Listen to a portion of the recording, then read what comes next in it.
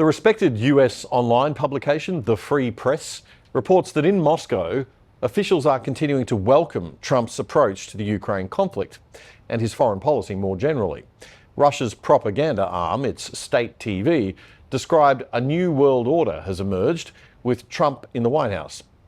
Now everything is being decided inside a big triangle: Russia, China and the US. Within this, the new construction of the world will come to fruition. The EU, as a united political force, no longer exists, they say. That's probably a little optimistic from the Russian perspective, but former Supreme Allied Commander Admiral James Stavridis said after the White House clash between Zelensky and Trump and Vance that the end of NATO could be just days away. And that's probably a bit pessimistic. But there's no doubt that the United States taxpayer is sick of funding European defence. And the Trump-Vance view is clear. They campaigned on it before the election, and now they're rightfully governing on it. America first. But it goes a bit deeper than that too. See, America especially doesn't want to defend a UK and a Europe that are culturally descending into left-wing, big government, socialist-style ideology. They don't want to be the enabler and the economic buffer to a region that's destroying itself from the inside, as Douglas Murray would say, because of woke identity politics agendas and social policies that don't respect individual freedoms, liberty and human rights.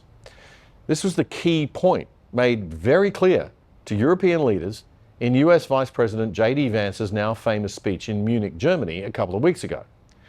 Because of our coverage of the ARC conference in London this past couple of weeks, we haven't had a chance to discuss that particular speech. And it was a hugely important one, even for Australia. It's worth revisiting now in light of the events of the past week. So let's do that. Even if you've seen it before, in the context of what's happened this week, it really is worth a recap. Now it's time for all of our countries, for all of us who have been fortunate enough to be given political power by our respective peoples, to use it wisely to improve their lives. We gather at this conference, of course, to discuss security. And normally we mean threats to our external security. I see many great military leaders gathered here today. But while the Trump administration is very concerned with European security and believes that we can come to a reasonable settlement between Russia and Ukraine, and we also believe that it's important in the coming years for Europe to step up in a big way to provide for its own defense, the threat that I worry the most about vis-a-vis Europe is not Russia, it's not China, it's not any other external actor. And what I worry about is the threat from within, the retreat of Europe from some of its most fundamental values, values shared with the United States of America. Now, I was struck that a former European commissioner went on television recently and sounded delighted that the Romanian government had just annulled an entire election. He warned that if things don't go to plan, the very same thing could happen in Germany too. Now, these cavalier statements are shocking to American ears. For years, we've been told that everything we fund and support is in the name of our shared democratic values. Everything from our Ukraine policy to digital censorship is billed as a defense of democracy. But when we see European courts canceling elections and senior officials threatening to cancel others, we ought to ask whether we're holding ourselves to an appropriately high standard. And I say ourselves because I fundamentally believe that we are on the same team. We must do more than talk about democratic values. We must live them. That's JD Vance expressing serious concerns about the trend to censorship and police enforcement of free speech and basic self-expression in Europe. I look to Brussels, where EU commissars warn citizens that they intend to shut down social media during times of civil unrest the moment they spot what they've judged to be, quote, hateful content. Or to this very country, where police have carried out raids against citizens suspected of posting anti-feminist comments online as part of, quote, combating misogyny on the internet, a day of action.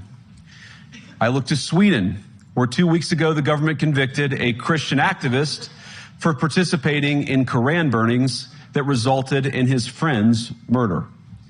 And as the judge in his case chillingly noted, Sweden's laws to supposedly protect free expression do not, in fact, grant, and I'm quoting, a free pass to do or say anything without risking offending the group that holds that belief. And perhaps most concerningly, I look to our very dear friends, the United Kingdom, where the backslide away from conscience rights has placed the basic liberties of religious Britons in particular in the crosshairs.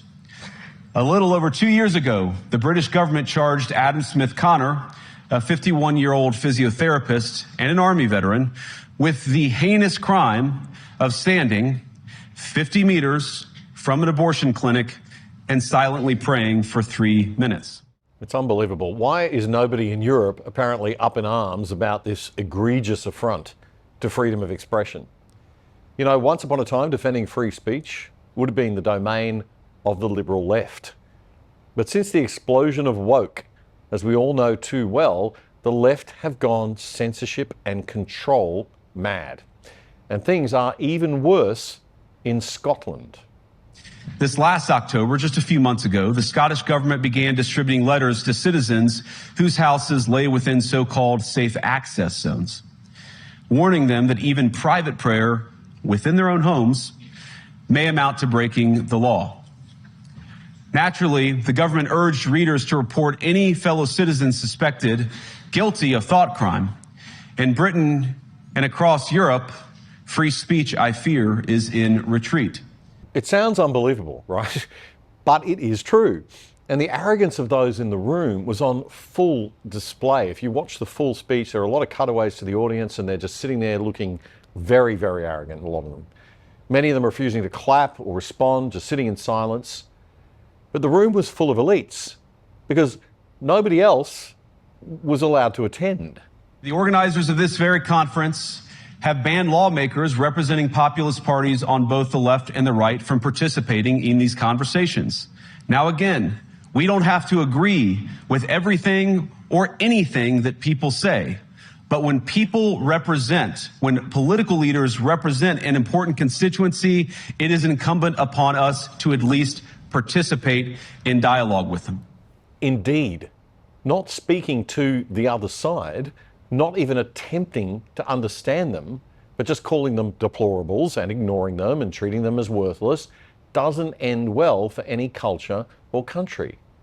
And it certainly looked as though the people in that room really needed to hear that message, as do our political leaders from all our major political parties in Australia when it comes to the regulation of free speech. Now, to many of us on the other side of the Atlantic, it looks more and more like old entrenched interests hiding behind ugly Soviet-era words like misinformation and disinformation, who simply don't like the idea that somebody with an alternative viewpoint might express a different opinion or, God forbid, vote a different way or, even worse, win an election.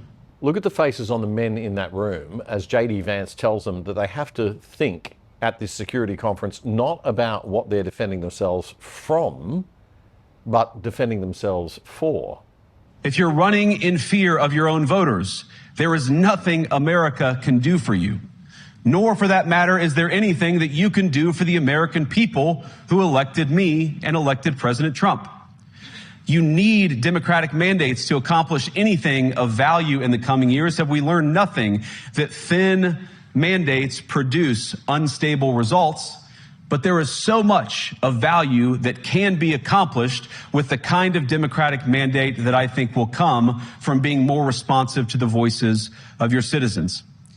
If you're going to enjoy competitive economies, if you're going to enjoy affordable energy and secure supply chains, then you need mandates to govern, because you have to make difficult choices to enjoy all of these things. And of course, we know that very well in America.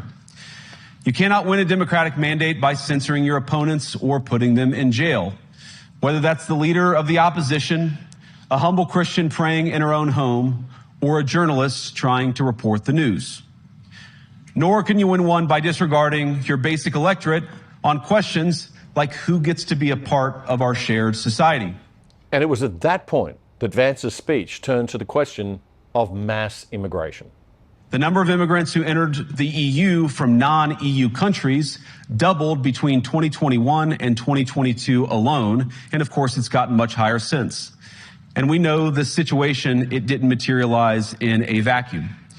It's the result of a series of conscious decisions made by politicians all over the continent and others across the world over the span of a decade. Contrary to what you might hear a couple mountains over in Davos, the citizens of all of our nations don't generally think of themselves as educated animals or as interchangeable cogs of a global economy. And it's hardly surprising that they don't want to be shuffled about or relentlessly ignored by their leaders. And it is the business of democracy to adjudicate these big questions at the ballot box. I believe that dismissing people, dismissing their concerns, or worse yet, shutting down media, shutting down elections, or shutting people out of the political process protects nothing. In fact, it is the most surefire way to destroy democracy. This really should be lauded as one of the great political speeches of our time in defence of democracy. But the ideas JD Vance is espousing make those who have power now nervous, because it reminds them of who they're truly ultimately accountable to. Europeans, the people, have a voice. European leaders have a choice. And my strong belief is that we do not need to be afraid of the future. You can embrace what your people tell you, even when it's surprising, even when you don't agree. And if you do so, you can face the future with certainty and with confidence, knowing that the nation stands behind each of you. And that, to me, is the great magic of democracy. It's not in these stone buildings or beautiful hotels. It's not even in the great institutions that we have built together as a shared society. To believe in democracy is to understand that each of our citizens has wisdom and has a voice. And if we refuse to listen to that voice, even our most successful fights will secure very little. US Vice President JD Vance speaking in Munich late last month. A speech that will be well worth revisiting from time to time, especially this week.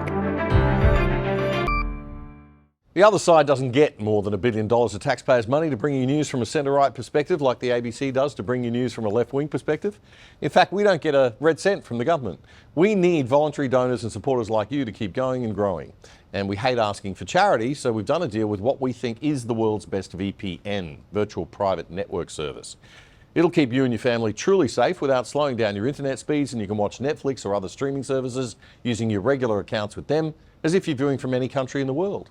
And you can sign up for less than $3 a month and get a whopping 83% off the normal price. Just go to piavpn.com/otherside to sign up and get more info. That's piavpn.com/otherside.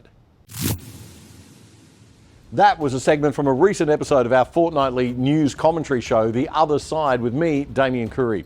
If you liked it, support us. Subscribe to our channel on YouTube right now so you don't miss a thing. It's totally free. Just click that subscribe button and the little bell. And check out our Other Side Unplugged show too, and join our mission to actually do something and change Aussie media for the better at othersidetv.com.au. That's othersidetv.com.au. Check it out now.